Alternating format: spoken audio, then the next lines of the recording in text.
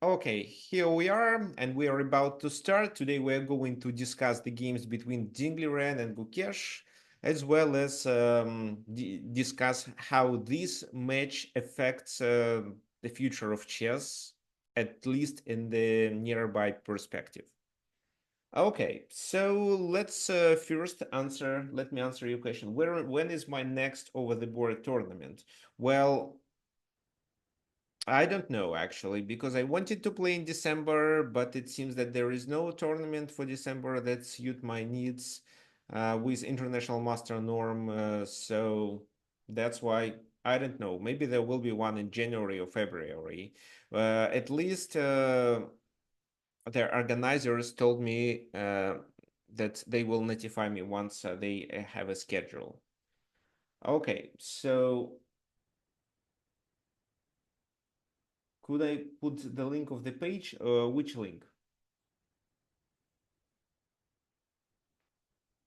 Okay. Do you know how to participate in the World Chess Championship? I say this because of what you put in the explanation. Okay. So what did I put in the explanation? How to participate in the World Chess Championship? In order to participate in the match between the current world champion and the challenger, you need to become a challenger. And to become a challenger, you need to win the candidates tournament. And there are several factors, several reasons which may allow you to participate in this candidate tournament.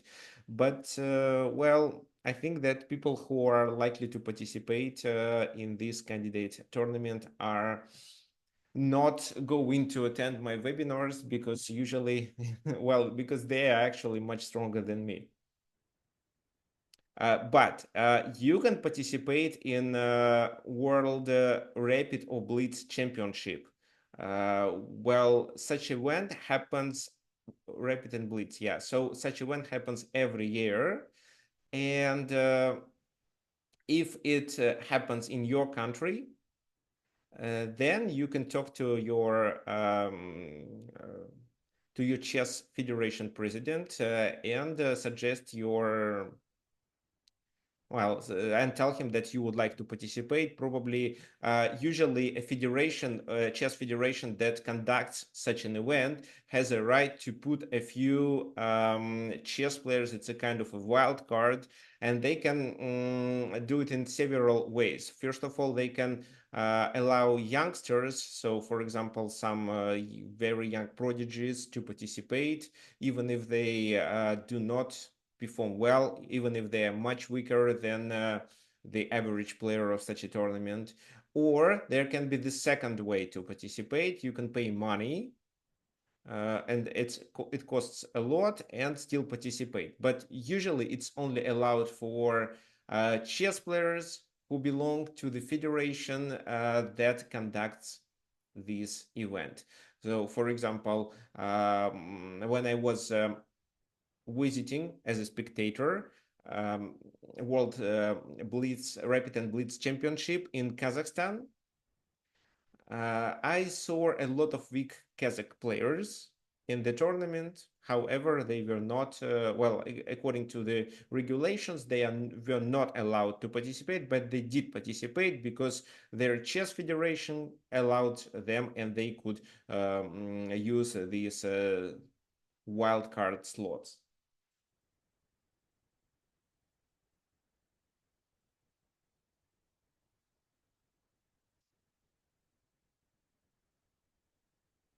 Okay, so good to hear that. So that there are some online tournaments in Spain for money where you don't have to pay. Okay, that's nice. Can you provide us the link to these tournaments where everyone can pay and get money?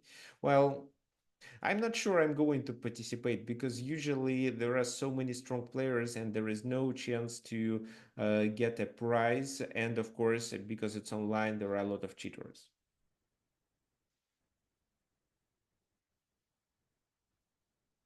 Okay, Fine. So let's start. If you remember, there was a homework. So here they wanted to play Rook f8, and the question was how to withstand. Well, there are a lot of ways to play. Even Bishop b7 was okay. King h7 was a good move. In the game, it was knight g5. Why knight g5? Because this knight covers the f7 square too, and cannot be captured with the bishop, which is a very important thing. So now rook f8, rook f8. Well, it's even possible to play king h7 and not take. For example, bishop d6, rook goes to c6, rook e8, queen e8, rook f8, queen d7. And it's not clear how white can win with these pieces. But I think black played even in a better way. They decided to sacrifice the queen because then they have a fortress. So sometimes you can sacrifice material in order to make a fortress. Well, b5, then their king goes there, and what they need to do is just to stay and wait. They can make rook moves, or the king moves, or even the bishop moves or the knight moves. So everything will be protected. And there is no way white can progress. So sometimes you can sacrifice the material if then you see that you can withstand the attack, for example, by doing fortress. The main problem is this bishop, because the bishop cannot attack because all the squares on this diagonal are occupied, are attacked with our pieces, not g6, of course, but these are, and the bishop cannot move there. And the queen cannot do anything along because everything is protected. Well, maybe in this position, queen b1 could make sense to add pressure, but then b5 or even just b takes a5, tying the queen down to the a pawn. Yeah, there is a possibility of a bishop sacrifice on d5, but e6 is still protected enough times, so there is no tactical strike anyway. And after bishop d5, if you don't get a compensation immediately, you may even lose because these three pieces are more than a queen. Okay, let's continue. The next one is this. Well, what do we have in this position? How to draw the game? This is still winning. So king e3 was played, but this is still winning for black, and they should play knight e6, then doing this, and then advancing their pawns with check. But in the game, after king e3, they decided to play rook a2, which is a logical move because it seems that they threatened checkmate. Well, it's not a checkmate, actually, but at least they threatened something. They threatened the bishop. This is how black thought that they are winning, but here white missed a tactical strike. Its bishop takes e4, sacrificing the bishop. Pawn takes e4, and if you decide to take, you lose, right? King moves here, rook e4, or king moves there, rook e4. Well, if you play this move, you are likely to lose too, because after this, rook a3, the king moves away, the rook is lost. If you keep repeating checks, let's say it's just 96 and you still lose because there is a pawn. If there is no pawn, if it's only rook and knight versus rook, it is a draw, but white has to play accurately and has to wait for 50 moves more. But here, they don't really have to take this pawn. They can play rook e5.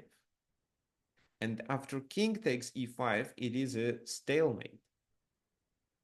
Okay, black may not capture this rook, right? So they can move the king. But after that, the rook on e4 is no longer attacked by the king, and the rook e2 is just a blunder, which leads to a draw. So probably knight e6, rook h4, and after 30 moves more, players agreed to a draw in this position. But you should remember that a rook and knight never wins against a rook if a weaker player plays properly. Bishop and rook may allow one player to defeat the other one. Okay, fine. So actually, I don't know why we have just a few participants today, but let's continue. What we are going to discuss today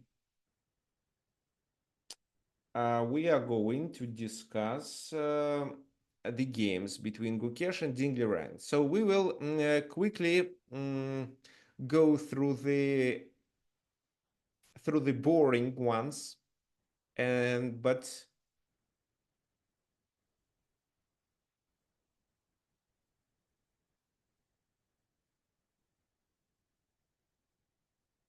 so we are going to um, quickly go through the boring games and try to analyze the games 5 and 6, which are relatively new. So if you didn't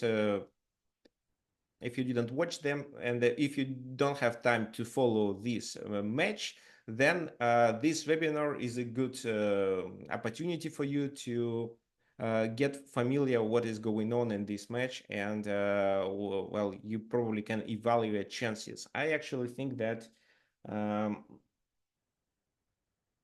that Gukesh is likely to win. Okay, so those of you who usually participated in this webinar by Zoom, but couldn't join today, so this is a link for you. I published it on YouTube, so if you want to join Zoom, that's fine. This is actually my recommendation. Join Zoom. Well, okay, I actually think that Gukesh may win, but Dingliran is actually a very strong player anyway. Okay, the first game. So it started with this move, with e4, e6, d4, and in that game, Ding actually won. So knight c3 is definitely the strongest continuation. This is how I play myself.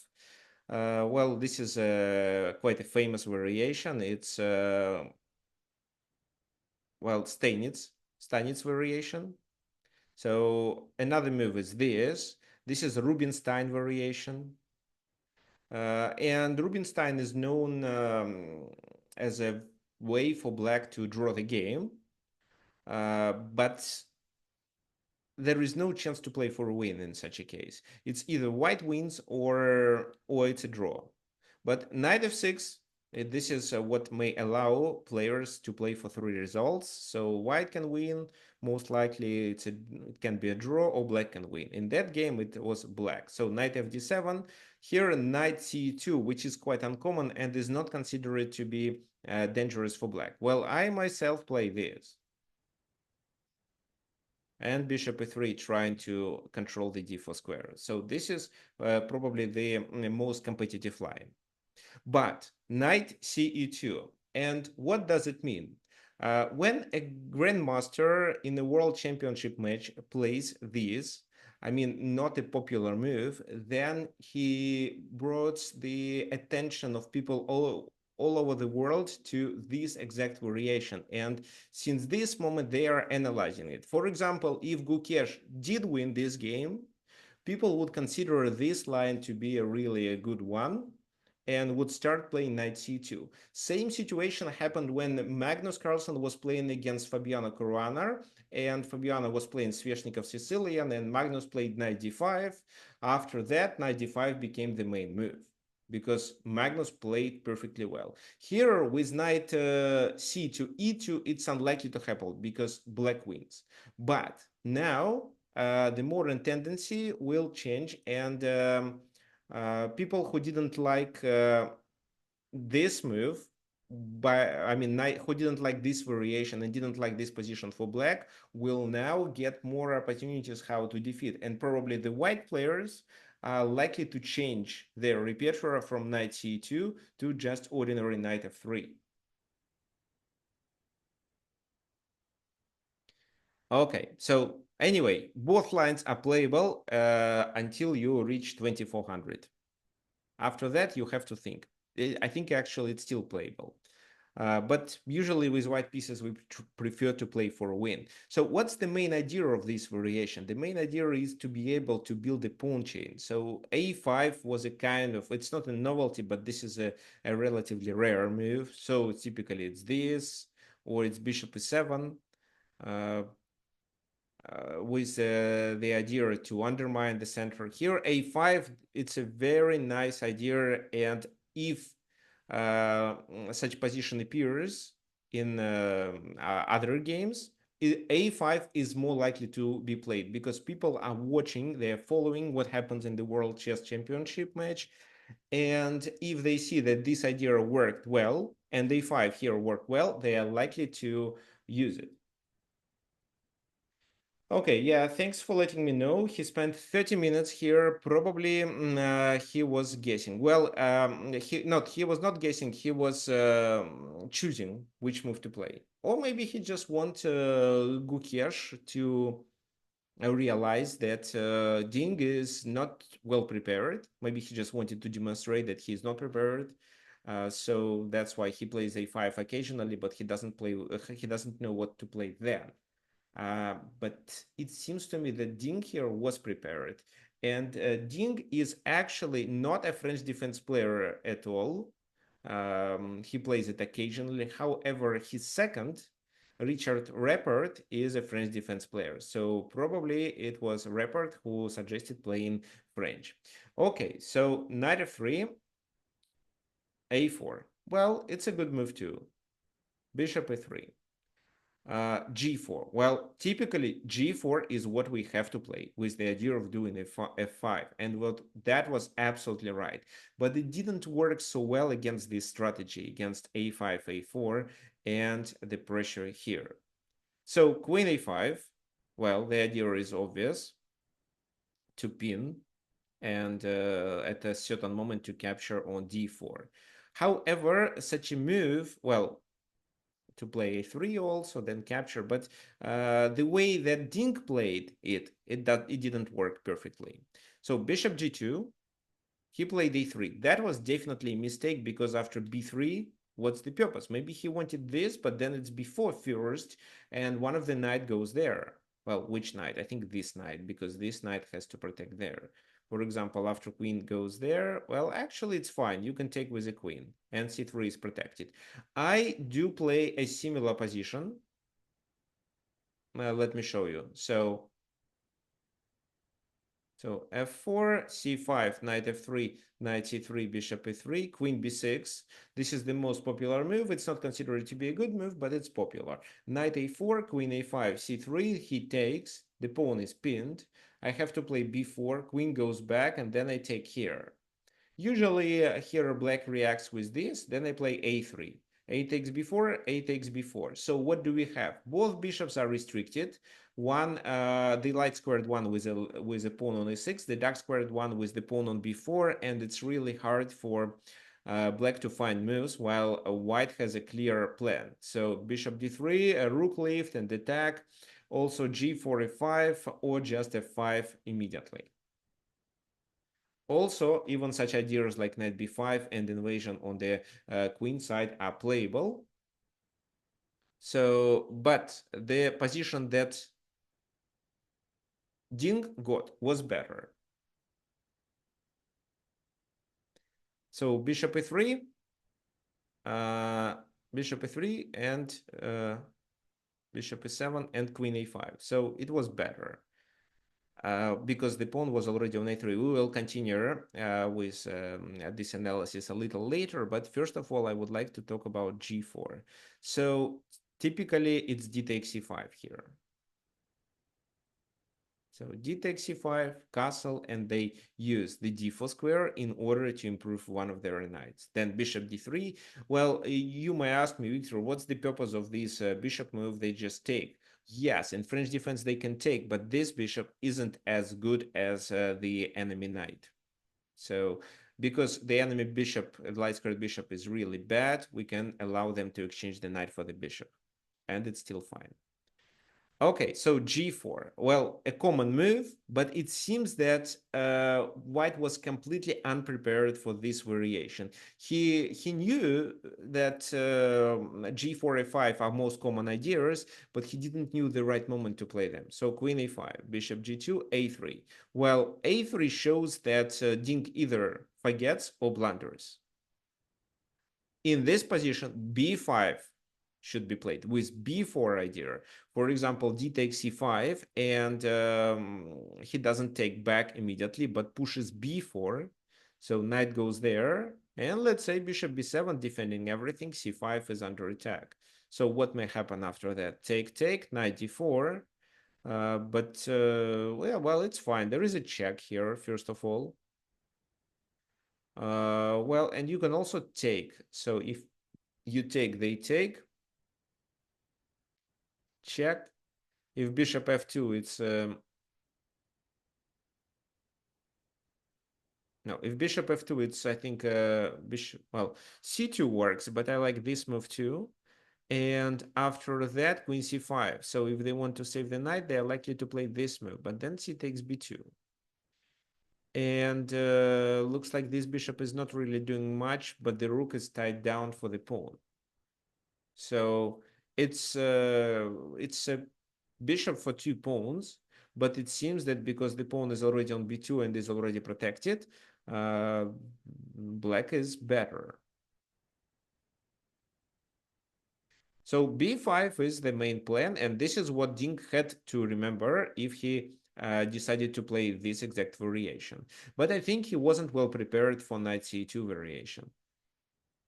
Okay, anyway, he blundered at b3, now b4, and his position doesn't look good.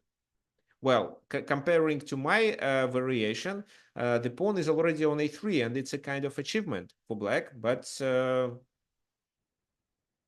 not a huge achievement. Knight b6. Well, and this knight is on f3, not on a4, where I usually have it. And if that happened, I would capture and then play knight f5, so it would work well. But this time, black has more opportunities. Still, knight b5 should be played here. Queen d8, and let's get bishop to where it should be. Anyway, castle, knight c4, bishop goes there. And black had a counterplay on this side, knight b2. This is a weakness. And because of the pawn on e3, b2 is a very good square, which stops some enemy pieces maneuvering.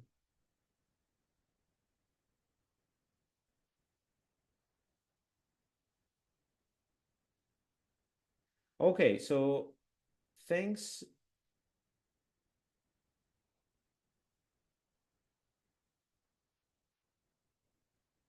Thanks, John, for your explanation. There are, well, not regional. I think there are a lot of. Okay, so if you are already a 2500 player, you may participate in World Rapid and Bliss Chess Championship. Last time it was about you have to pay $100 or something like that if you are if either so if you have a rating of 2500, it can be either a blitz rating, rapid rating, or standard rating. But if not, if you are not 2500, you have to persuade your chess federation to let you participate there. Yes, that can be done with dozens of regional tournaments.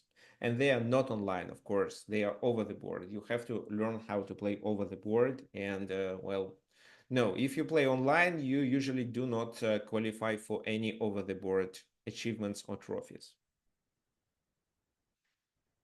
Okay, so let's continue. Queen e3. Well, it's okay. It's a normal move. They protect the pawn and rook c8, pressure, and finally queen c4. However, not with the idea of capturing this pawn. So, what happened in the game? f5. Well, you see, so Gukesh does a very simple template. He does g4 and d5. That's absolutely right from a strategic point of view. But this position has a lot of difference, and black already attacks the queen side, so it's too late to play f5. Instead, he'd better look for defensive moves like that. So queen a2 doesn't work because then the queen can hardly escape from there, and the pawn on a3 is lost. So maybe this, but queen f3, and now I'm going to play this. Here you may suggest knight d2, but after queen e2, it's actually a pin, and you may even lose the knight. And if queen d3, it's still bishop f1. So f5 is a good idea, and it would work if only white could have several extra temp.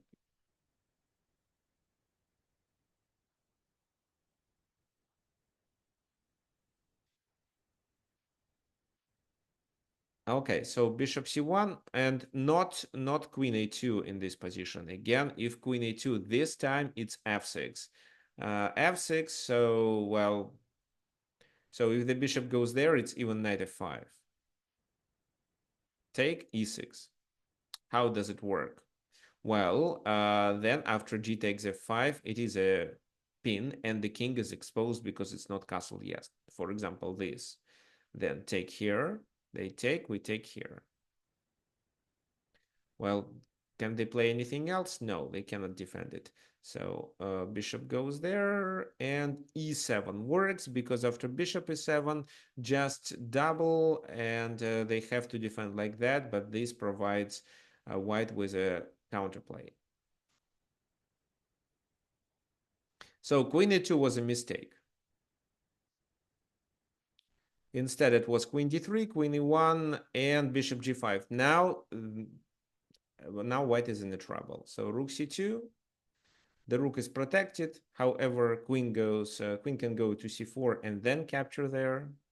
But he plays rook c4 move, threatening to take on d4 and threatening to take on c2. It was actually better. Another possibility is to castle just, but rook c4 seems like a move which allows black to play for a win. h4, bishop f4. And queen b1 trying to defend, but at least they lose a pawn like that.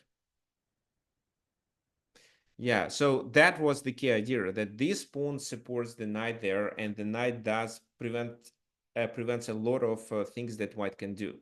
Now their queen side is ruined, and they didn't achieve anything on the king side. Take. This is where he plays a mistake. Well, I understand why he took with this. He wanted probably to keep kind of a pawn chain and defend d5, but that was a mistake. Instead, if he did that move, now knight e2, queen e5, knight e4, queen e4, bishop c5, he can take there, and d5 is protected. For example, like that, knight c4, then everything is fine. But if he takes with a pawn like he did, knight e2, queen e5, knight e4, this, and now, for example, it could be bishop c5 again, and if queen g4, now rook f3 would work better. Also, queen c2 is a very good move in this position, threatening queen f2, because after bishop c5, it's not possible to castle. And comparing to this position, when he could take with the bishop, the difference is that this time, okay, let them play queen f2, but what this queen is attacking here? So white doesn't get a compensation for the pawn, for that pawn that he loses on e5. Okay, fine. So this is what happened, queen c2 and queen c4, not taking on g4, right?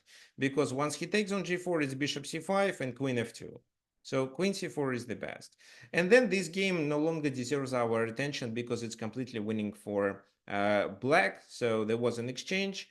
Black is 2 pawns up, and the rest is just pure technique. e5 is a very good move because it activates the bishop. So bishop takes, queen takes with a check, bishop g2, and bishop f5. If only this bishop comes to e4, the game is over. So bishop g3, bishop comes to e4, and that's it. They played a few more moves, but I'm sure you watched them. If not, then they don't actually deserve attention, and the a3 pawn becomes a pass pawn. So this is where the game was already lost, but Gukesh kept playing. So this is where he resigned. Well, probably he needs to sacrifice the queen like that, hoping for this, but queen f2, intermediate check, and then the queen is lost. So how this game affects the chess world? Well, first of all, it brings more attention to French, and people will keep playing French because, well, Dink played it successfully once. He drew in the other game in French defense, so that's why French defense may become popular. A5 move will deserve a lot of attention, and most likely, if this position appears, people will stick to A5 move because with this move, Ding successfully won. And they don't actually pay attention uh, to the reason why exactly Ding won. Did he win because of mistakes of white, or did he win because A5 is a really good move? Well, of course, here he won the game because of mistakes by Gukesh, who did play G4 and F5 instead of retreating the bishop back from G2 to F1.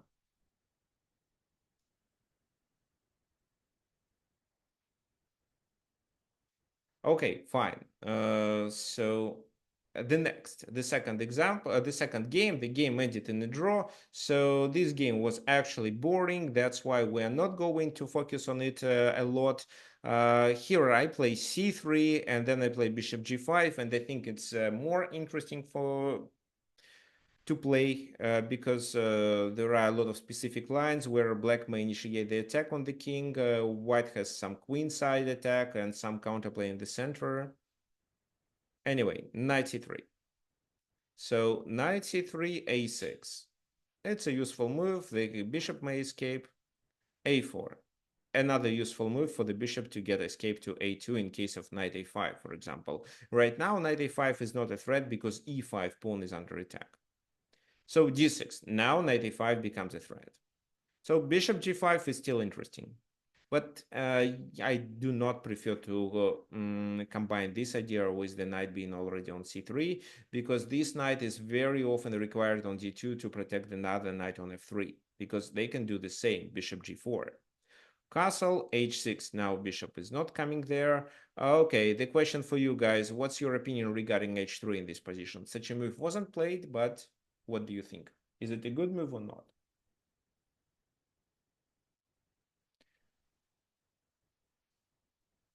It looks risky, right? Well, it's a target for black. Probably Shahred may answer because, well, he says it's his favorite opening. Okay. So probably you know what people typically do when h3 is played on the board. There are sacrifices. This is what Brian suggests. Which exact? Because bishop h3 right now seems like just a blunder.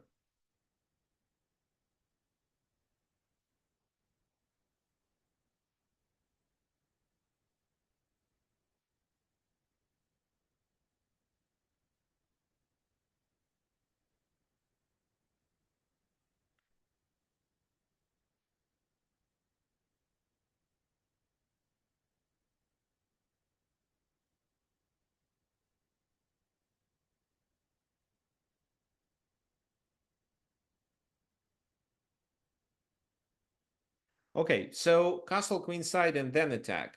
I actually g5, forget about castling, exactly.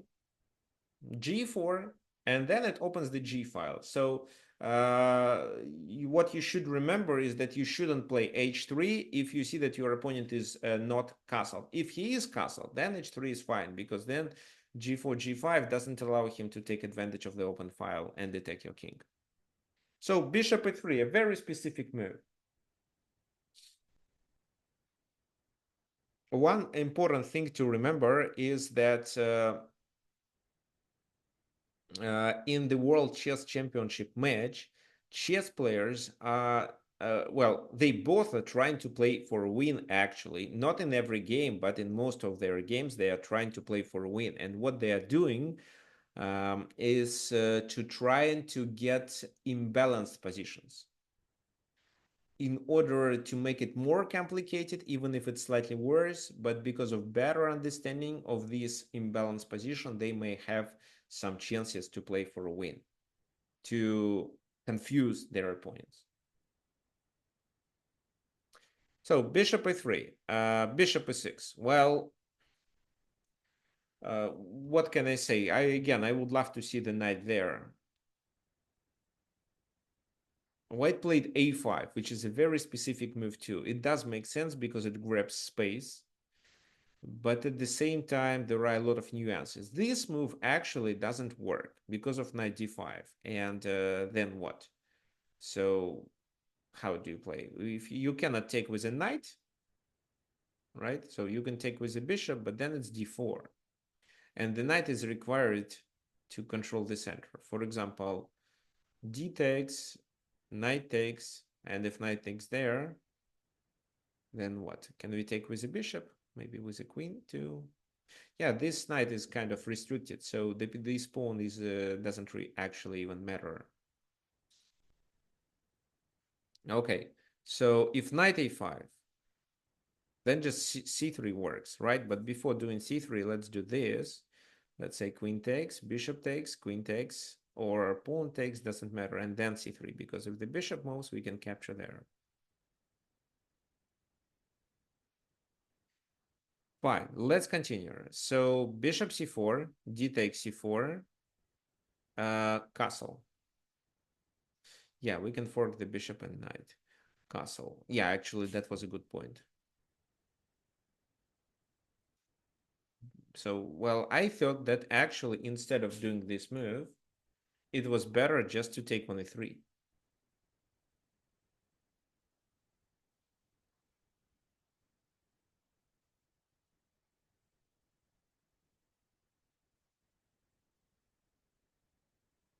With knight g4, no, if you do knight g4, it's bishop c5. So I thought that it's better to play this move, and well, it's a weird pawn structure. It's a completely imbalanced position, but it looks weird. How the game could continue? For example, castle, castle, then what? Knight h4, no, then knight e4. So I would prefer this position for black because of the pawn structure.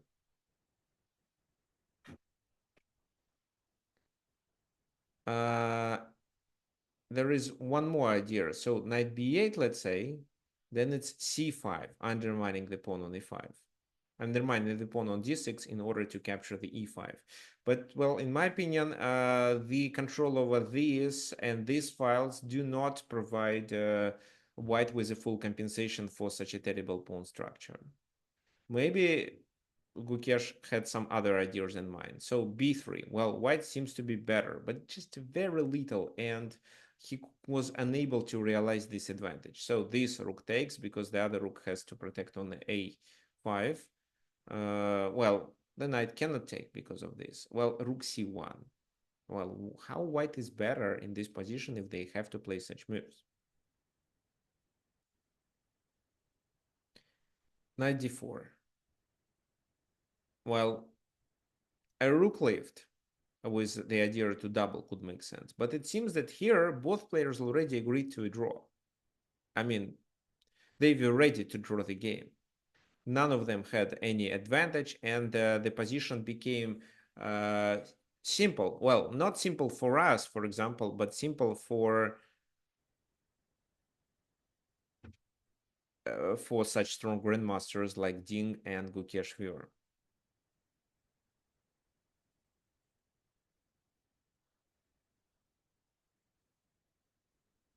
So, okay, so do you know where? Okay, well, I'm not sure if you can get any subsidi well, any material help to participate in the tournament. So I knew there was a program for seniors, that some strong chess players who are already seniors, who had a great impact in the chess, no, in the world of chess, they were granted with some amount, but I have no ideas about any other kind of financial help from FIDE. Okay, rook fd8, f3, well, and the rest is not important for us. Here, maybe h4 to fix the pawns there, and maybe try to play for a win, because it stops the black's counterattack. Knight h7 now. no longer makes sense. Maybe knight h7 with the idea of f5, but it's still unlikely to work, even if they play f5, because these pawns are now the objects of the attack. So knight e2 was played, and they, well, this is where they just repeated the position and agreed to a draw.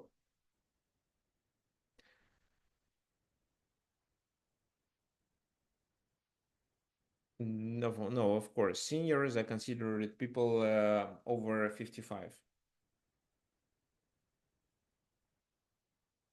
Okay, so the second game wasn't interesting, but the third was. Gukesh was playing with white pieces and he was playing for win. What did we have here? We had Queen's Gambit and the Carlsbad pawn structure. Actually, this position is considered with no advantage for white at all, but he somehow managed to win. Again, will it affect the current tendencies? No, unlikely. Why? Because people know that knight f3 doesn't provide white with any advantage, and the only possible way to play Carlsbad is to actually play it in this way. So then queen goes there to stop this move, and then the idea is to play f3, e4. So f3, then bishop e3. Well, first bishop goes to g5, f3, e3, bishop d3, knight e2, exactly like Kasparov showed. And this is considered to be favorable for white. But with knight f3, it's a well-known draw, and this game only proved it. White didn't have any advantage. He did create some complications, but Ding was able to solve everything successfully. And actually, he did solve just a few things, stopped him from drawing this game. So g6 to chase the queen away. H3, well, a very specific move, probably to prove that the position of the bishop on a5 is unstable. Well, it was possible to play some natural moves, not obligatory bishop f5. Bishop f5 is actually the most popular move, and it was even Nepomniachtchi playing such a move against Kramnik. But yeah, there are a lot of strong players playing it. What else can be done? This. Or just a5. Well, I like a5 because after queen b3, a4, even at the cost of a sacrifice, can be played. So h3, bishop f5, it's fine. So queen goes to b3. Queen b6, again, completely following the main line. Well, queen c7 doesn't look good because of this specific move, bishop f4. Well, it's not the best move, but after queen takes, it's queen b7 and they lose a rook.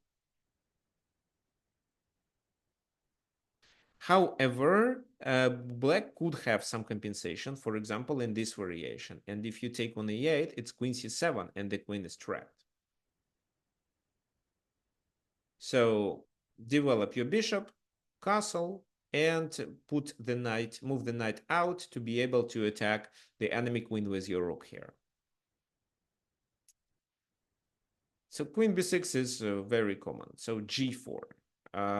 Well, how to play? Moving the bishop is probably one of the possibilities. So bishop e4, bishop g2, then h6 to stop g5, and it should be equal. Well, if you think that this is a problem, don't worry, because first of all, you can take hero with a knight. White gets a bishop pair, but look at these bishops, especially the one on g2, which is not doing anything. Bishop e6 was also a possibility. The bishop becomes bad, but it's for a while, but it doesn't mean that it doesn't participate in the game. It does, and later this pawn can be undermined. So this move has a lot of prospects. So instead, queen b3 was played, and it was logical too. Bishop c2. So bishop e4, and it's equal. But bishop c2, attacking the pawn. Stonewall attack. Okay, so, well, it does make sense if you don't have a bishop on c1. If you already exchanged these bishops, this bishop, then I would suggest to transpose to stone wall. Black can also transpose to a stone wall in some variations. Well, I remember Magnus Carlsen playing bishop g5, bishop f6, then knight e5 and f4. Well, in one of the lines of Queen's Gambit. Okay, bishop f4. Uh, h5 is good. Rook g1, this. Knight bd7 is a novelty here, but bishop b3 doesn't look good. Actually, the question for you as a homework is, what if bishop takes b3 in this position? So your task will be to answer. It's a wrong move, definitely, and white gets advantage in such a case. So that's why h5. Rook g8, a very nice move. What does this move do? This move allows us to play g5 and get the bishop back to h7. In case if they, for example, consider rook c1. g5. So if they take, we take, and this is a weakness. If they play bishop move, then we can go there at the very least, but also we can retreat further. For example, f3, and then we can retreat to h7. So that's why Gukesh played g5. Knight h5, attacking the bishop. Bishop goes there, and this move is still fine. Well, f3 to get the king there, to control e4, and to be ready to play e4 with his pawn. Knight g7 to improve the knight, because these squares are not available for the knight, so he goes there. Well, bishop g3, because the bishop is hanging. And this is where Dink started making mistakes. So until this moment, he played really well, and we can even say that his position is slightly better, just very little. So what do you think? What black should be doing? And black definitely shouldn't forget about something like that and something like that. These ideas can be combined together, or they can be done separately. He had to go knight f5, but how does knight f5 work? So let's say bishop here, and then I'm doing e4. Now it seems to be better for white, because the knight becomes the object of the attack and the bishop is restricted. Because if I only play e4 and then play rook c1, you're in trouble. So e4, d takes, f takes, the knight moves, and then rook c1 is coming, so you may lose your bishop on c2. So it's not knight f5. He had to go 96. Well, yeah, 96 makes sense, but if 96, well, if knight is, it's this, and after this, it's still e4. So take, bishop goes there, but it's still the object of a discovered attack, and I have the center. For example, how to continue? Well, bishop f2, let's say, where this bishop goes, probably there. But g5 is protected, and with d5, I don't know either now, well, actually maybe now, because once you take, I take, this knight goes there, maybe knight b5 can be played. So it seems very good for white, there is some initiative. So definitely not this. Instead, it's bishop e7. How does bishop e7 works? Well, if this time they play this move, then bishop f5 back, e4, and bishop goes to e6. So everything is protected and this is hanging. If, let's say,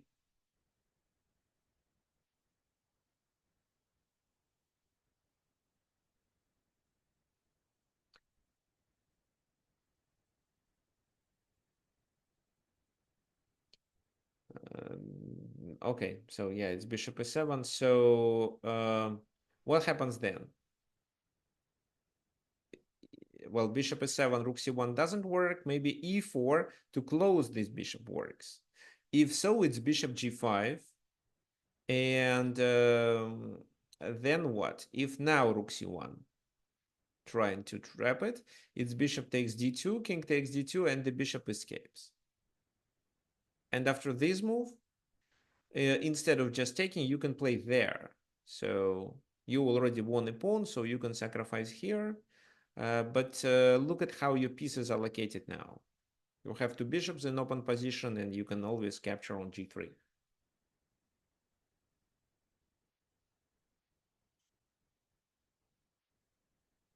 Okay, so rook h5, that was a mistake. So either maybe some miscalculation, or he didn't have enough experience here. I don't know, e4. And what I also didn't like in this game is that Dink spent too much time. Yeah, so if you want to work on chess.com, you'd better apply yourself because, well, I'm not a person affiliated with chess.com. So, well, I'm listed as a coach there, but it still means that I'm working independently on chess.com.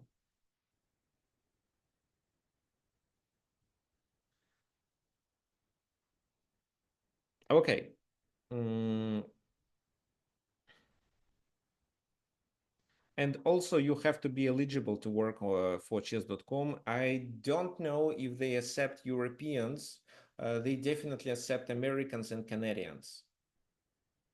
Not sure about Europeans. Probably yes, because they have Chessable, and the Chessable office works from Barcelona.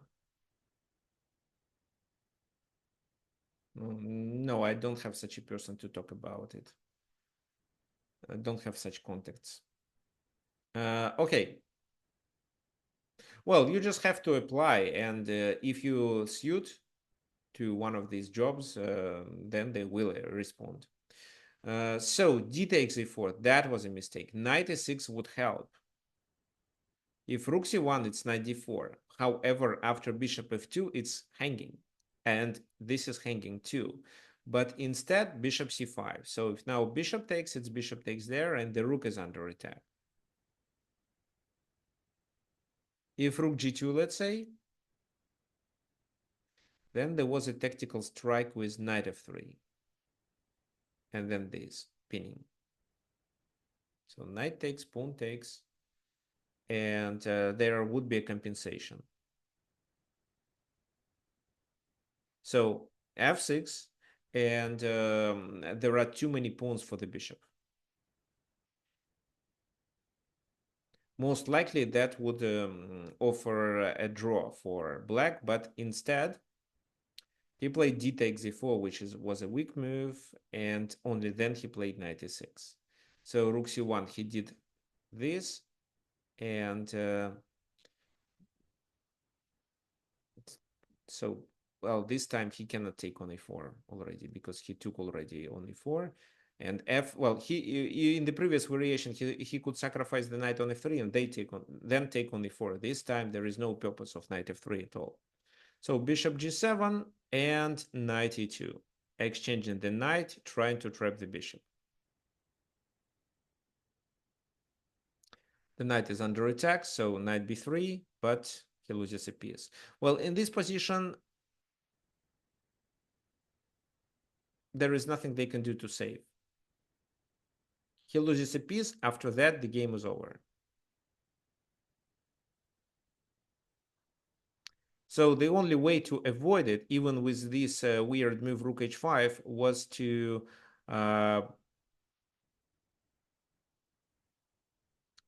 play knight e6 right away, attacking there.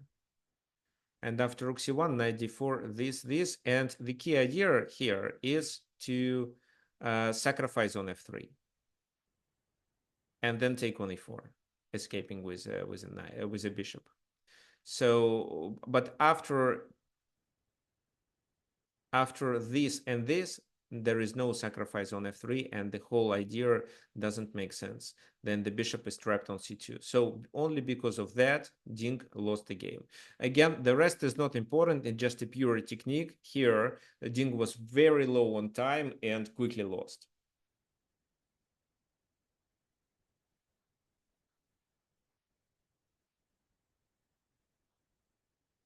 So, well, it's already over. There was no chance him to fight for a draw. Then bishop h3, and this is where he he loses the exchange and he is a rook down. So even doesn't matter how many pawns black has as a compensation. So f5, bishop f4, rook h5. He tried to make this move and lost on time. How does it work? So, I mean, how does he lose here? Just bishop f5. And if he takes here, he loses. If he takes there, then bishop d7, intermediate check. And then you take the rook. Okay, fine. So the bishop was on c2 and it was stuck, and Dinga spent a lot of time, so he had enough time to calculate how to get this knight escape, because I'm sure that it was possible to find a way of how to save, and maybe instead of rook h5 he could play better. From this game, we at least know that Ding doesn't play well when he's low on time, and maybe this is what Gukesh can use next time. However, the next three games are drawing. Well, this game, we can go through it quickly. I don't really want to analyze it.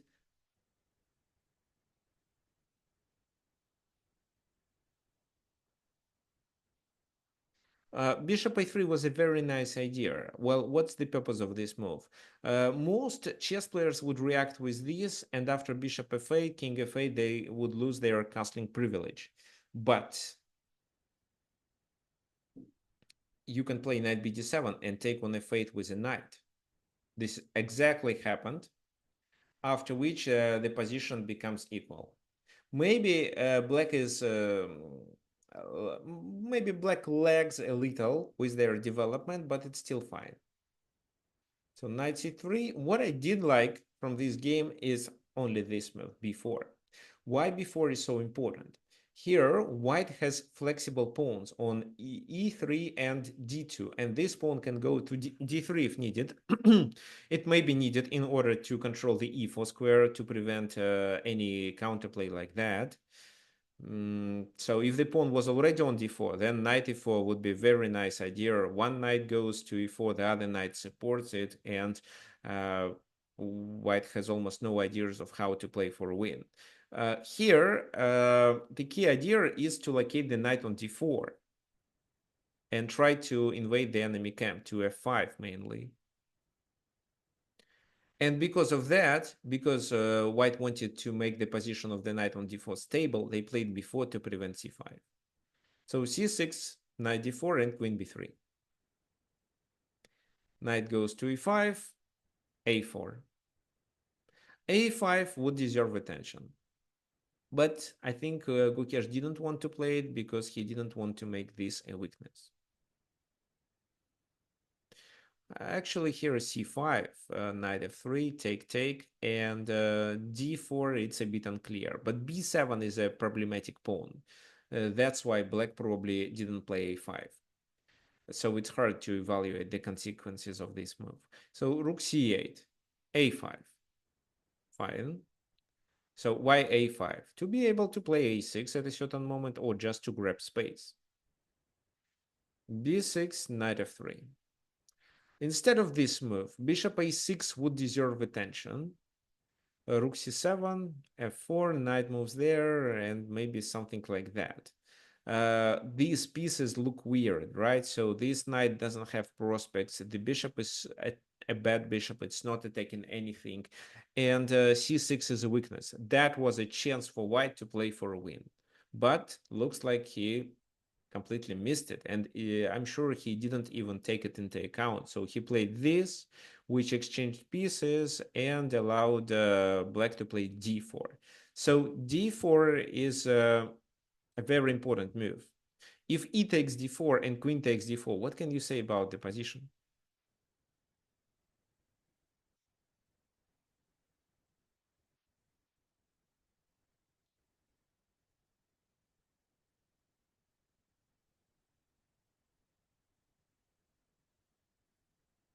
Yes, I agree with John. So not only better pieces positions, but also some disadvantages on the white's end.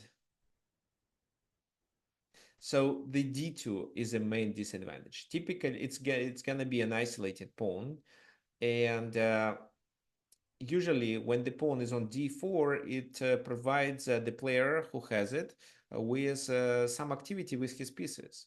But this time it can be blocked on d2 and it instead restricts enemy pieces. You always have the control over the d3 square, at least with your bishop. And your pieces will be stuck. So no extra space for white plus a weakness on d2. That position would be better for black. So that's why actually knight e2. And then it's a drawing position. So black tries to simplify, neutralize this bishop. So this move not taken on e4. Well, if they take on e4, the knight gets to e4, and probably there is a fork. The queen gets to a better square. There is nothing wrong with this pawn structure exchange because, well, the knight goes there, controls f5, and covers the king. And the pawn on f3 stops the enemy knight coming to e4 and g4. In other words, there is not much that white can do to take advantage of the g file being open. They just don't have pieces to attack. And even if they do have knight g3, and the knight may defend the king. So still knight g3 could make sense to make the position a little imbalanced.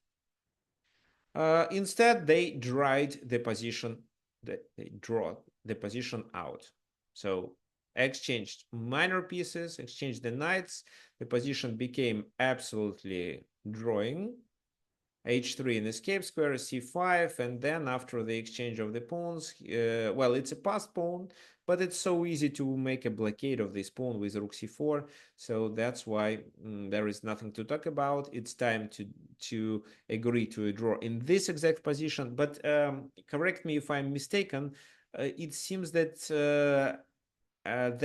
it's not permitted to offer a draw before move 40. Am I right? It's either a draw by repetition.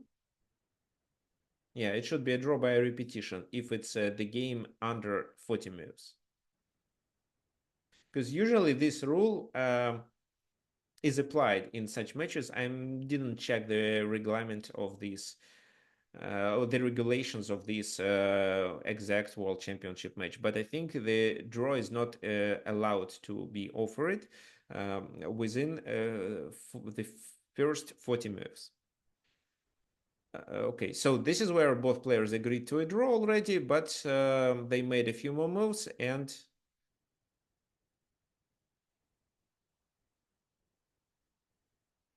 yeah, then there was a repetition. Okay, so yeah, let me just close this topic for Bente Juy. Well, I see the problem. So you are in Spain and you don't have a job. I unfortunately I cannot help you to get a job from chess.com. I'm not affiliated with them. So you can write them yourself if you want, but you'd better look for a job in Spain or in other Spanish speaking countries. So I'm not sure if chess.com, well, if you apply and they didn't answer, probably they think that there is a person who suits such a job better. So unfortunately, I cannot help you with it. And you have to decide it on your own. So here at the webinars, we are trying to learn something, and I'm trying to help people better understand chess and better and improve their ability to calculate, to become better players. Or maybe I just explain some interesting things related to chess, but we are definitely not offering jobs here. So sorry, I cannot help you with a job, especially in Spanish. Okay, games 5 and 6 are more interesting, in my opinion. Well, first of all, because it was the exchange variation of French defense this time, and white tried to play it for a win.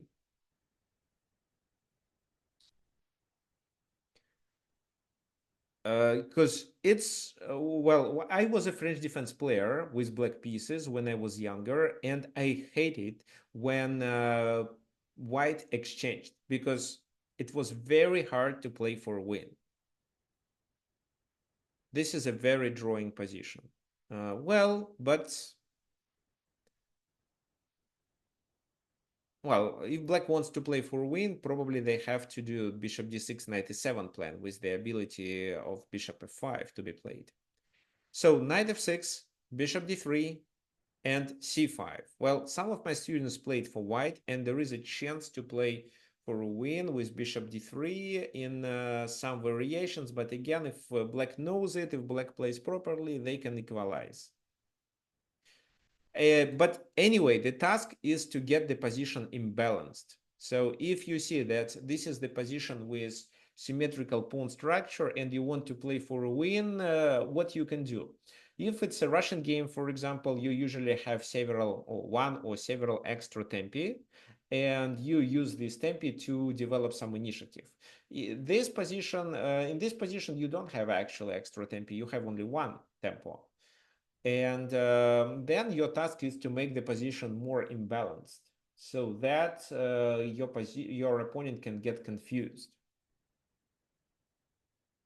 Okay, c5, c3. Well, I would castle here, and after c4, check. Bishop blocks, bishop goes there, because after castle, I can successfully undermine the pawn on c4. So they can, of course, play b5, and actually it's a homework for you, how to play against b5. But typically they take there, a takes, and then after c4, well, I have the open file, and well, I would prefer playing it for white, but it's still approximately equal. So knight c6, for example, c4. If they take, it's great, but of course they won't. What I have here is the open file, and a7 is potentially under the attack in the endgame. It may matter. Right now, it's not a big issue for black. So, but Gukesh didn't play it. So he prepared c3. Okay, c3, even with the idea of keep the bishop on this diagonal, doesn't provide white with enough advantage here. Also, there was other thing I wanted to show you. What about bishop g5? Who knows this line? So h6, what do you think white can do in order to play for a win?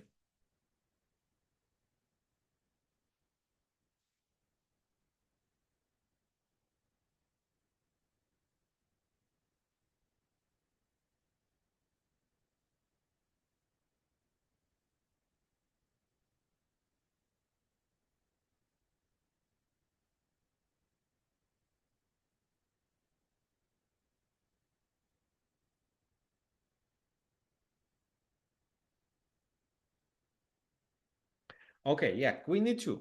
Queen e2 comes, c5, well, it's white to move. So queen e2, yes, what's the purpose of this move? Well, if bishop e7, then we ruin their pawn structure. So, well, it doesn't mean obligatory that white is winning there. No, but you ruin the pawn structure, you imbalance the position, and you may have some ideas of how to play for a win. Same thing happens with the queen. If queen e7, queen e2, bishop e2, g takes f6, or actually g takes f6 right away, well, it's still the pawn structure doesn't look good, and white has a chance to play for a win. It doesn't obligatory mean that white will win, but at least they get some chances. Well, bishop e7, queen e7 doesn't work, but bishop e6 works. However, after bishop e6, you have a check on b5, which allows you to win the pawn on b7. But this is not, well, it's a poison pawn. Queen c7, for example. Bishop g4, adding pressure there.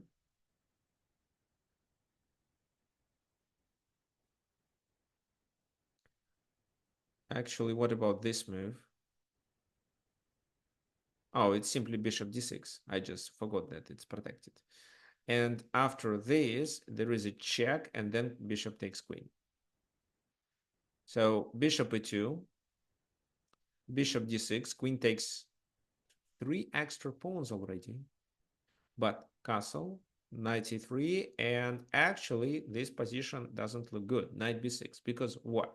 If castle kingside, then black wins a piece. How does black win a piece in this position? Who can tell me?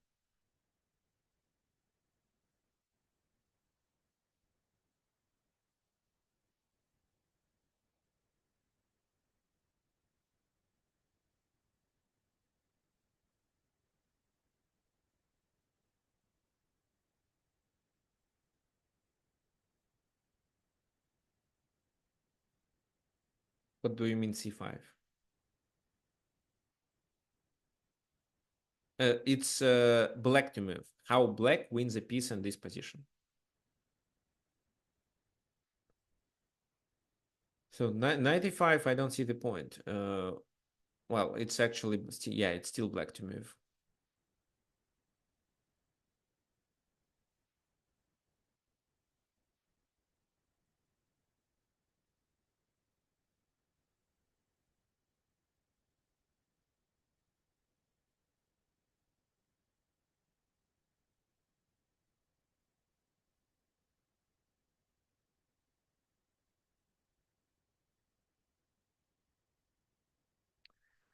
Okay, so g takes f3. Well, it probably means bishop takes f3. No, well, no, bishop takes f3 is just a simple way. Uh-huh. Okay, so I see what John suggests. We can discuss it.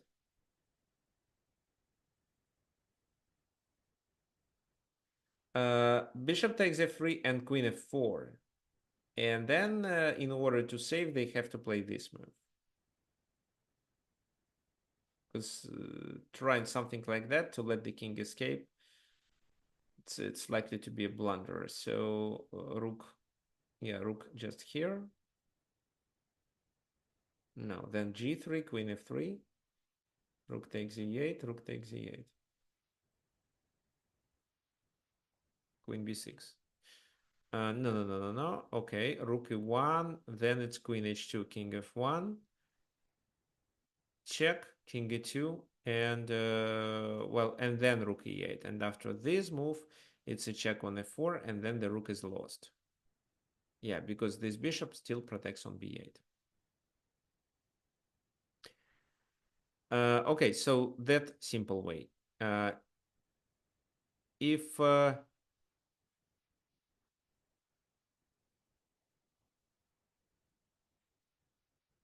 Okay, so if instead of castle kingside they castled queenside, then it's similar to what John suggested: rook e8, rook b8, and if queen c6, it's bishop f4, winning the queen. If knight d5, well, with the idea of exchanging the knights, it's just queen d8. And there is still a problem with this queen, which doesn't have squares. For example, after this move, you just take on d5, and there is a discovered attack. So it's hard to castle. That's why even with so many extra pawns, the position is considered to be better for black. That's why bishop g5 line no longer becomes popular. Well, maybe we'll see it again in this World Championship match if Gukesh prepares, because I'm not 100% sure that Ding knows it. He is not a French defense player, so he's not so experienced with it. He may find and understand that there is something wrong with queen b5 and queen takes b7, but who knows? Well, he played French defense as a child. Well, yes, but not when he was a strong grandmaster already. So still not sure if he knows it. So bishop d3, c5, c3, and this is what happened. Queen e7. Well, they exchanged, and after that the position became boring. It seems that white is slightly better, but actually no. Black's position is solid enough, and because the pawn structure is symmetrical, there is no attacking, there is no potential for white to play for a win.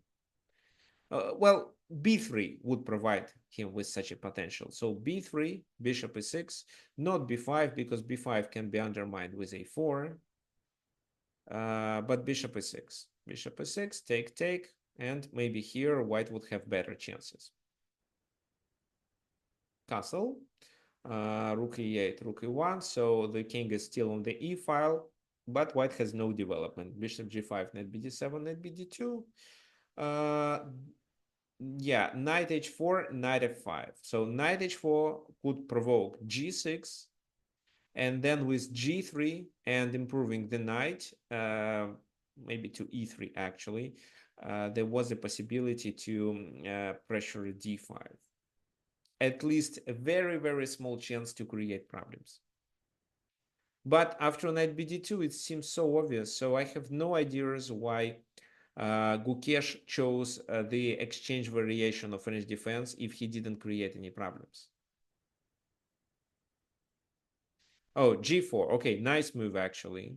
This move shows that he wants to play for a win. He is not ready for well, he doesn't agree for a draw. So this move is actually a common idea here, right? But after knight takes and then bishop c5, it seems that black has better pieces.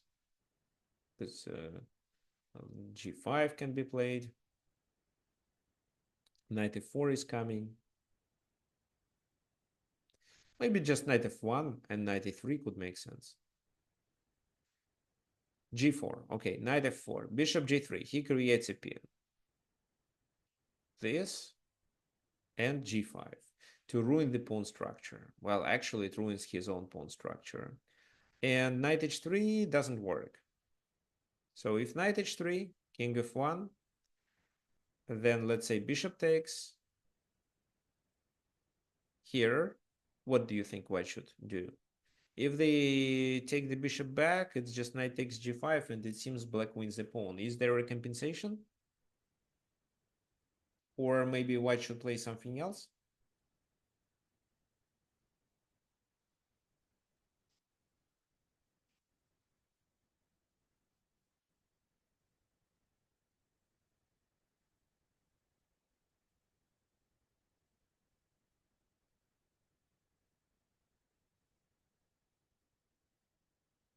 Mm. No, well, it's still extra pawn, and extra pawn can be a lot in such a game, even if even with a symmetrical pawn structure, and even if this pawn is doubled. So here he could take on h6, because if now the bishop goes to the safe place, it's h7, and nothing can stop this pawn from a promotion. So that's why actually after this move, g takes h6 is a must, and then h takes g3. And this time white is better. They have a counterplay here.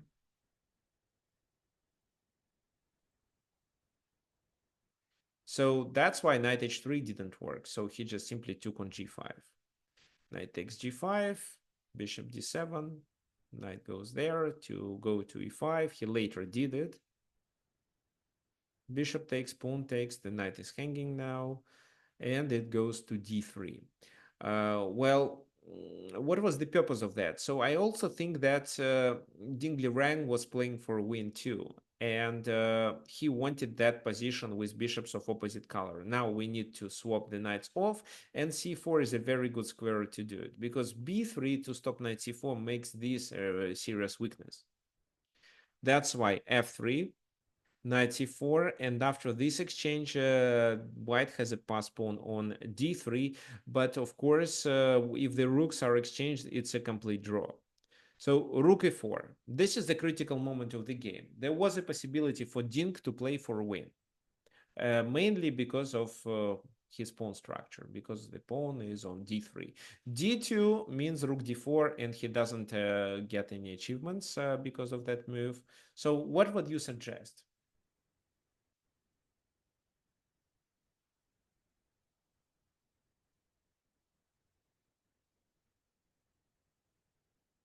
Bishop f5. Okay, bishop f5. What if I just take there?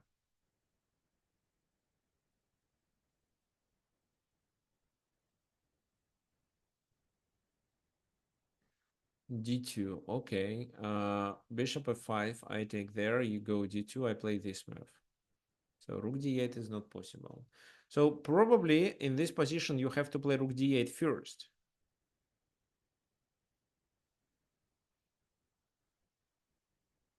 And then, yes, you win. But maybe I just play rook d4 to stop you from doing it, then bring my king, and then take there. Bishop f5 did make sense, but the move that black would better play was this, bishop e6. What's the difference? So in the game, he played bishop c6, and then it was rook d4, and later he lost this pawn. The idea of this move is that the bishop may protect the pawn, and it doesn't interfere with the c file, and it's possible to relocate the rook to c5, from which it attacks the pawn on e5, as well as pressures the pawns on the queen side. So this is where he could play for a win, but he played bishop c6, and this plan no longer works. And there is no other file to let the rook to come to the queen side. So, but looks like this move wins a pawn. Yes, it does, but it doesn't win the game. Again, bishop h5 would be a possible move here to control the d1 square. For example, well, if this, it's game over because of d1.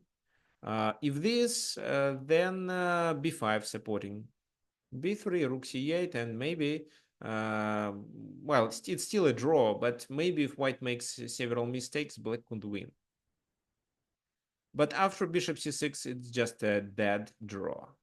Rook d8, rook d4, they exchanged, and what?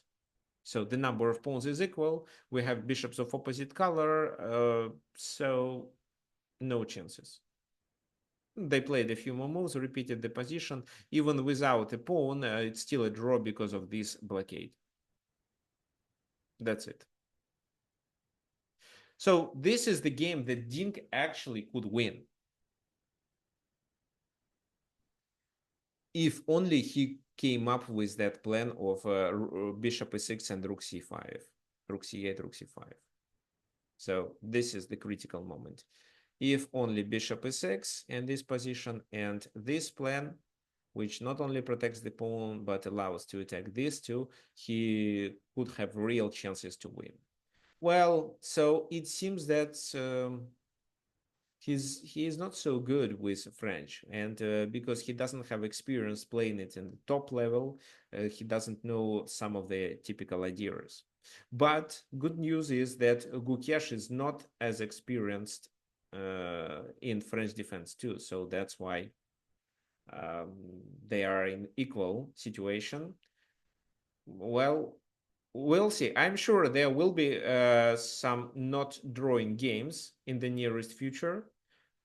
Let's see. We have the last game to analyze and to make a conclusion. But before we proceed with the last game, let me actually share something with you.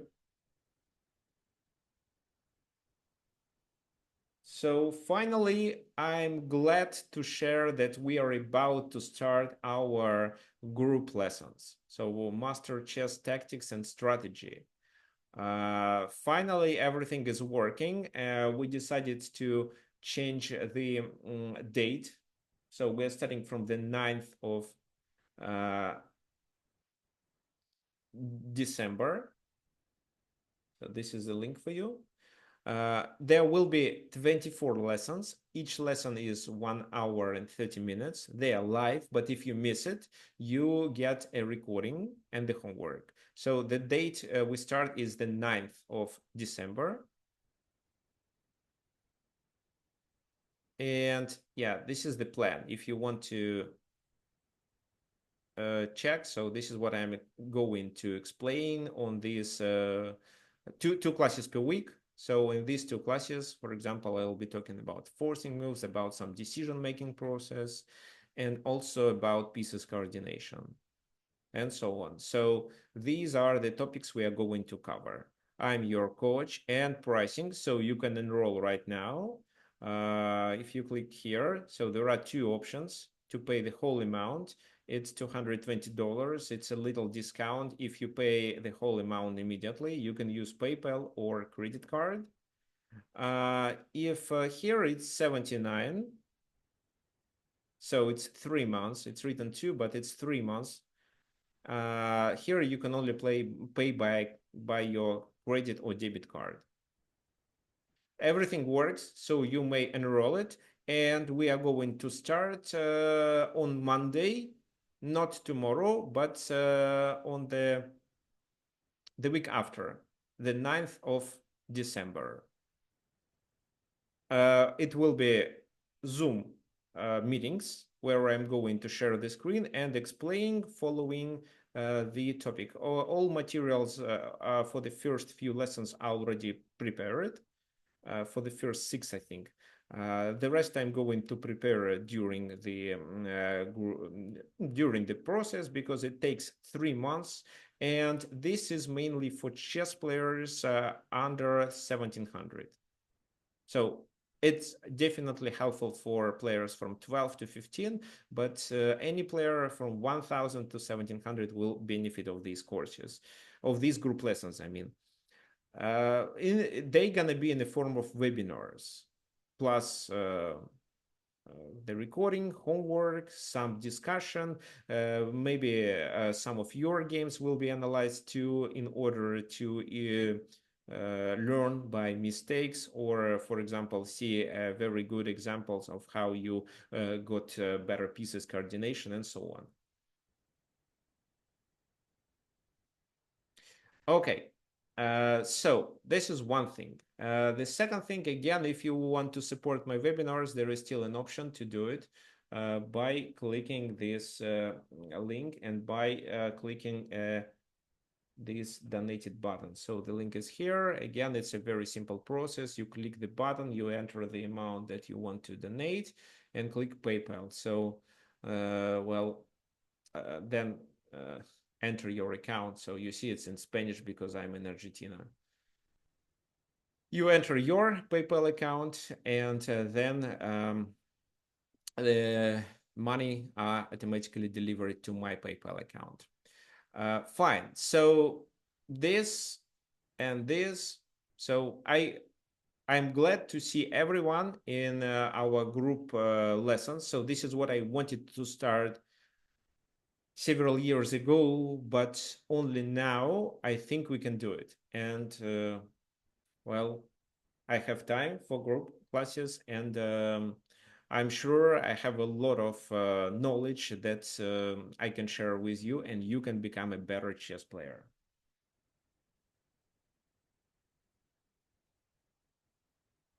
Yeah, Brian, if you want, you can share what you want.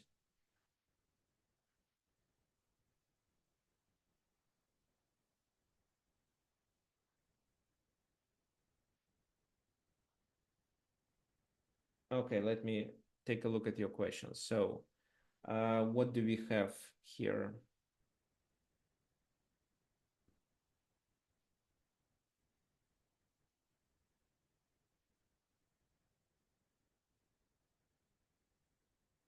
Yeah, also this link. Okay, fine.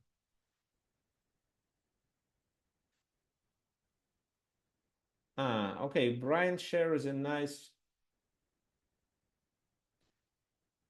position. Yeah, let me set it up on the board.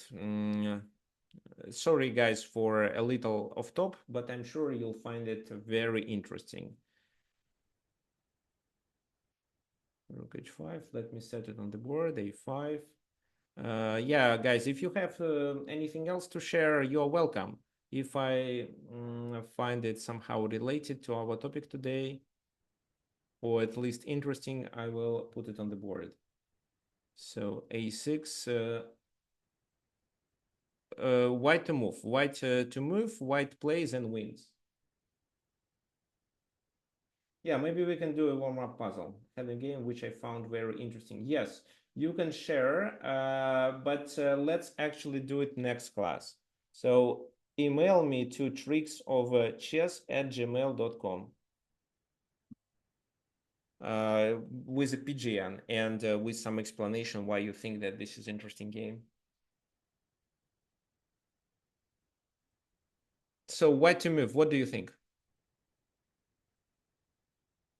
How does white win? The queen is trapped, which is a good point. But the problem is that if you decide to remaneuver, they're gonna take on e5, and then, well, let's say rook h1, f takes e5. Then if you, let's say, bring the rook, for example, here to b1, then h6, and the king escapes, but the e pawn becomes a passed pawn. So let me share. A rook h1 take, a rook b1, let's say, h6, and after this check, it's completely fine for black because they promote first. Okay, so John, you're a strong chess player, rook h6, and it's actually a Zugzwang.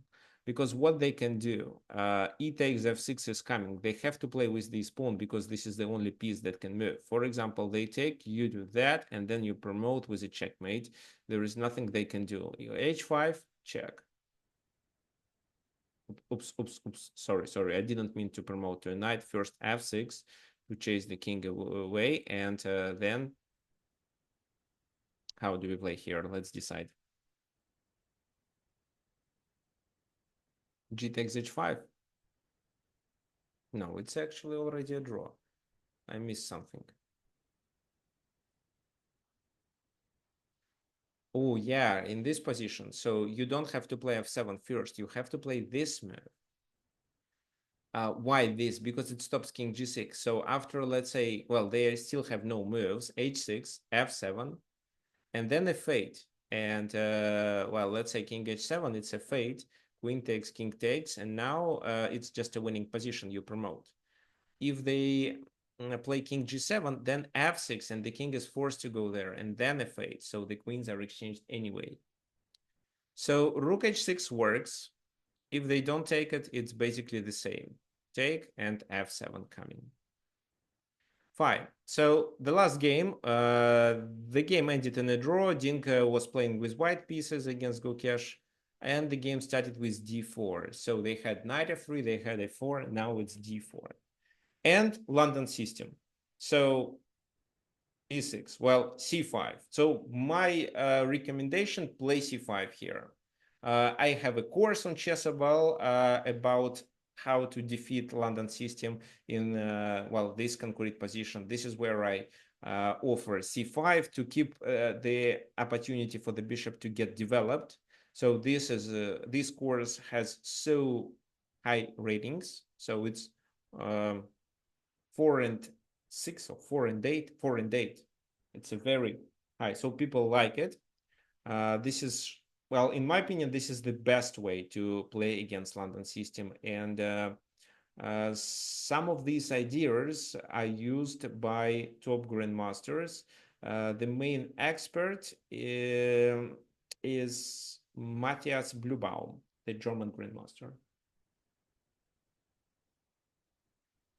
Okay, yeah, thanks, Brian. I'll take a look at this position later, but let's continue. So c5, how does it work? Let's say c3, knight c6, knight f3, and you have queen b6 to put pressure on the pawn. b3 makes a permanent weakness on c3.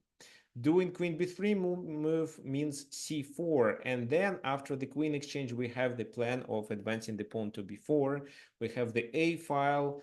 A2 is always a problem for white, and then bishop f5, so black doesn't experience any issues. For example, knight a3 with knight b5 idea doesn't bother us at all, because after this move, just rook goes there. And knight c7 is just a check, which makes no sense. The knight can even get trapped there. Fine. So if, let's say, they do not take but move there, it's bishop here, and they cannot take it because of queen b2. And this time they cannot trap our queen on a1. So they would have to play this move. And doesn't it look great for black? Black achieved a lot. They grabbed space. They have no problems with pieces development. Why chess players? Well, why not all chess players play my strategy? So a lot of strong chess players do, but some still don't. Maybe they just are not familiar. Okay, e6 blocks the bishop. It's still possible to equalize, but this is a very important disadvantage. And it actually provides white a chance to play Queen's Gambit. Because if you play c5, then c4 makes no sense. It's a weird move bishop f4, because it's better to have the knight on c3 or the knight on f3 rather than the bishop on f4. Okay, e6, knight f3, c5. So he still does c5, but this time it doesn't look so good. Bishop d6 and bishop b5, a very specific move. Black would love to exchange the bishops, but they don't play such a move because of bishop d6. And after bishop b5, it's bishop c5. So black loses a pawn. That's why they have to block it with knight c6. Bishop c6, pawn takes. This is what Dink had in mind. So Dink understood that there is no advantage for white in London. However, there is one variation that he prepared, and maybe black makes a mistake there because of some misunderstanding. That was his hope. So bishop d6, queen d6, queen a4. Well, he is not adding pressure, but the move has queen a3 in mind. Castle and queen a3. Well, you may not castle. You may play c4, but what's the purpose of c4? So typically we have to take and then use our other pawn to undermine, which allows us with a strong pawn center. So c4 doesn't make sense. C takes d4 does. C takes d4, castle. Castle, this is completely fine. Your only task is to get rid of the weakness, which is not an easy task actually. But castle is fine. And after queen e3, there is still a way of how to avoid problems. It's knight e4. Knight d2. Well, knight f d2. Why not the b knight to d2? Who can tell me?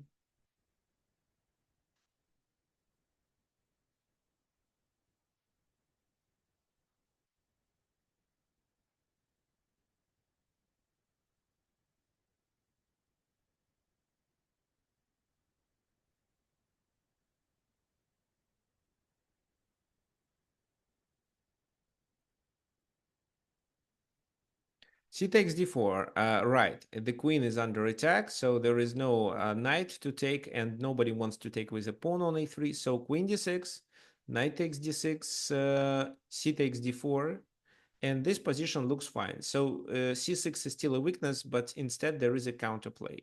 So like that, and bishop a6. For example, rook c1, rook fc8, and then you cannot castle, so you can block, but it's so difficult to bring the second rook to pressure. Even if it's possible, just rook b6 defense. I had a similar pawn structure in one of my games. My position was worse, but a little, and even after losing such a pawn, I was able to draw the game. So instead, Gukesh plays the best move, e5. That's the reason why this knight goes.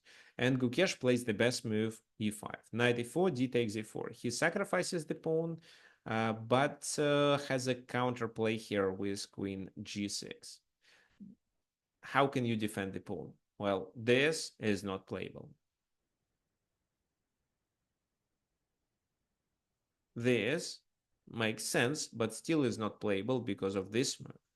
Not because of bishop h3, because bishop h3 attacks only f1, but bishop a6 attacks e2 and f1. For example, after this move, you can continue with this, and in future, you may consider this. For example, especially after knight d2, queen g4, and it seems like it is a problem because no chance to castle, so probably f3, take, then castle, but it doesn't look good.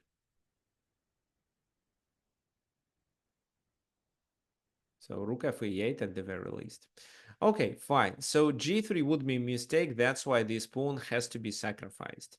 And of course, white here wants to castle to the queen side, what he does, but sacrifices the other pawn.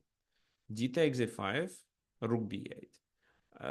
Yes, now the knight is pinned, and the rook also may do this, may pressure b2. This is a very helpful move, and that's the reason why knight c4 has to be played.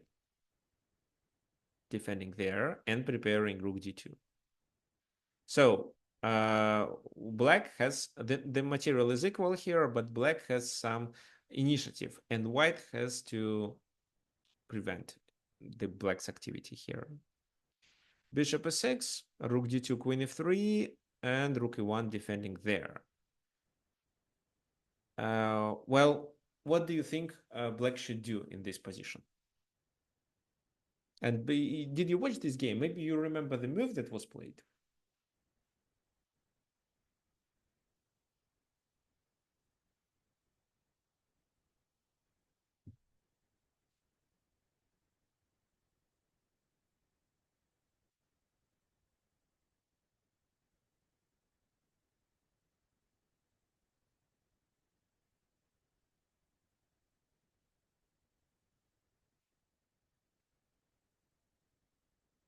Who can tell me? Rook c8, then rook b5. Yeah, it does make sense, rook c8. I agree, rook c8, but now the problem is that the knight can move. So what if they play this? It stops this move, and it seems everything is protected. a2. Well, right now it's c8 hanging. So if you play rook c7, then bishop a2, it's a poisoned pawn because of queen a5. Which is a double attack. So I think it's actually a very good decision to take this knight with a bishop because it could invade into the enemy camp and prevent the black piece's activity. So queen c4, queen f5. Well, again, maybe just exchanging this rook was a good idea, or just doing something like that. But queen f5, attacking the pawn. Queen c6, queen e5, and after queen d5, again, the position is about to get simplified. They repeat it. And, well, if this, it's likely to be a draw. So black wanted to play for a win, played queen h4, which is not a good move, but it's still a very drawing position. g6, queen e5, again, it seems that there is a threat, but everything is under the control, and black may develop initiative too. So rook goes there, queen goes here, and well, exchanging here was a good idea actually. H takes g4, then this is a weakness. Say rook d5, rook d5, f5. And it seems that these pawns are faster than the white's activity on that side. However, even there, it's likely that the game ends in a draw.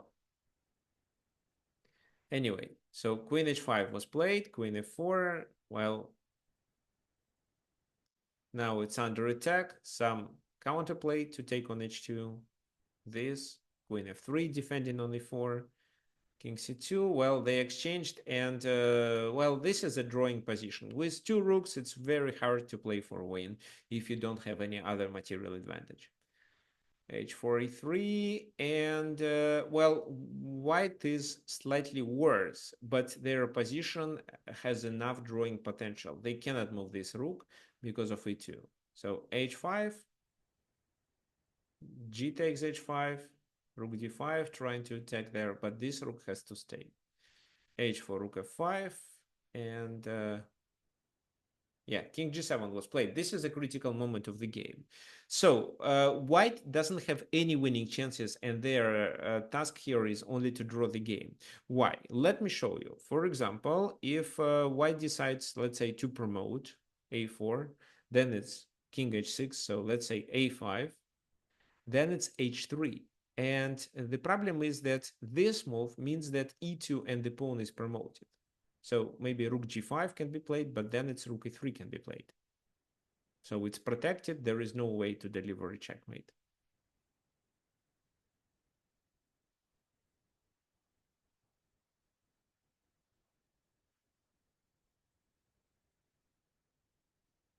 And if instead white tries to attack this pawn, then black can activate their king like that.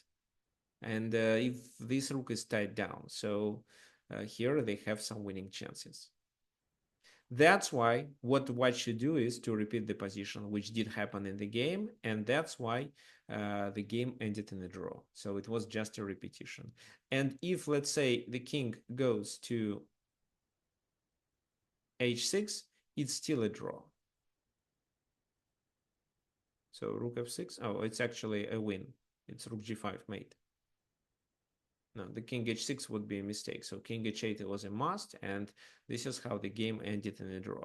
So it seems that in approximately equal opening, in approximately equal positions after playing the opening stage of the game, both players are looking for chances to play for a win, but they are not as good as Magnus Carlsen. That's why they are missing it, and that's why the game mainly ends in a draw. However, we'll see what happens in the seventh game. And well, that's all for today. What I want you to do is to enroll in my group classes, which we are going to start in a week and 1 day, uh, which I'm sure you can benefit of. Unfortunately, today we have only a few participants. Maybe it's because of the problems of the email. Not everyone received it. Anyway, I'll try to fix it so that everyone receives an email about the next webinar. If you have any ideas of which topic to suggest, you are welcome. But the next one will be not devoted to this match. We will talk about something else. Not sure exactly what, but I'll prepare a very exciting content for you. Maybe something tactical.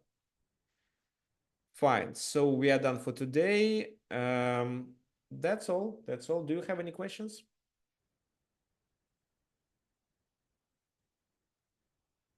By the way, one more thing I wanted to ask. Yeah. So, what if I do two more streams? Let's say how I play Title Tuesday on Tuesday, and I'm also going to do a stream on Thursday of how I play, of how I solve puzzles. So I will do take puzzles from chess.com and solve them in live so that you can learn the way I'm thinking.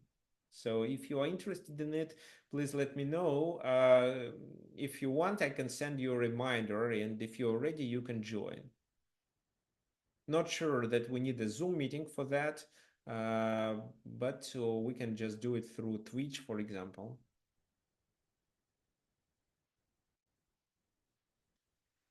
So yeah, any questions are welcome. You can message me to tricksofchess@gmail.com. Um,